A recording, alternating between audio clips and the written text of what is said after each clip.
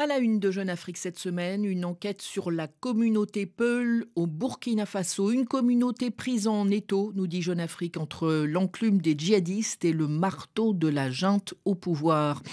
Bonjour François Soudan. Bonjour Catherine. Comment en est-on arrivé à cette situation, la communauté Peul n'ayant finalement désormais guère d'autre choix que de survivre dans la précarité ou de s'exiler dans un pays voisin? Alors tout d'abord Catherine, ne nous faisons pas d'illusions, hein. Cette enquête de Mathieu Olivier, de Mathéo Maillard, tout comme le rapport que vient de publier à ce sujet l'ONG Human Rights Watch ou ce que relatent des médias comme RFI, sera qualifié par la junte et ses partisans de mensonges impérialistes visant à diviser le peuple burkinabé. Ce sont des éléments de langage classique utilisés par tous les régimes placés dans ce type de situation.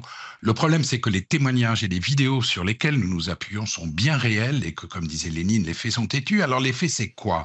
C'est d'abord cette rencontre racontée par un témoin le 20 février 2023 au palais présidentiel de Ouagadougou entre le capitaine Ibrahim Traoré et une dizaine de leaders de la communauté Peul, au cours de laquelle le capitaine, qui a accédé au pouvoir quelques mois plus tôt, répète cet avertissement: allez dire à vos parents que s'ils ne déposent pas les armes, je vais tous les tuer. Fin de citation. Alors le fait que les groupes terroristes djihadistes recrutent en priorité à travers tout le Sahel au sein de la jeunesse de cette communauté débouche donc déjà, nous sommes en 2023, sur un axiome mortifère: si tous les djihadistes ne sont pas Peuls, tous les Peuls sont djihadistes ou sympathisants des djihadistes.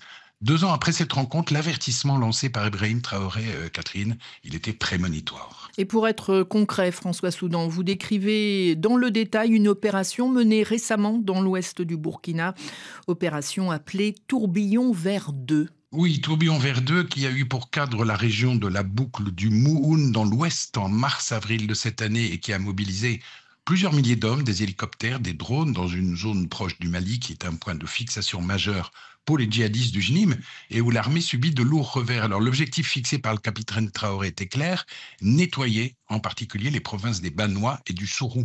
Le problème, c'est que quand les forces de Burkinabé sont entrées dans des localités comme Solenzo et les villages environnants, les djihadistes avaient fui. Il ne restait donc que des civils peuls.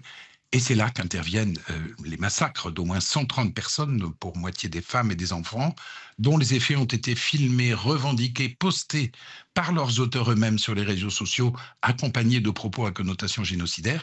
Ces massacres sont irréfutables, Catherine. Et sur cette situation précisément, Jeune Afrique pointe la responsabilité des VDP, les volontaires pour la défense de la patrie. Eh oui, ces opérations sont pour l'essentiel le fait de miliciens censés être encadrés par les forces spéciales des bataillons d'intervention rapide. Le problème, c'est que la formation de ces miliciens est sommaire, à peine 3 semaines avant d'être envoyés sur le front, et que leur recrutement se fait sur une base qui est largement ethnique, puisqu'issu des rangs des groupes Koglu-Ogo, ces protecteurs de la brousse, en grande majorité issus de la communauté Mossi.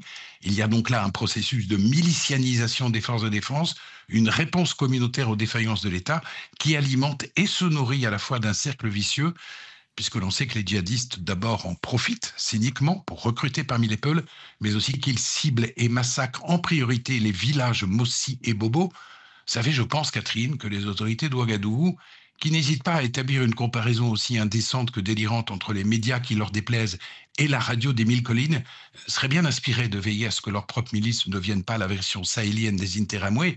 Il n'y a certes pas, comme au Rwanda, d'intention ou de déclaration génocidaire émanant des autorités burkinabées, mais c'est pas ainsi qu'on éradique le terrorisme, au contraire, on l'alimente.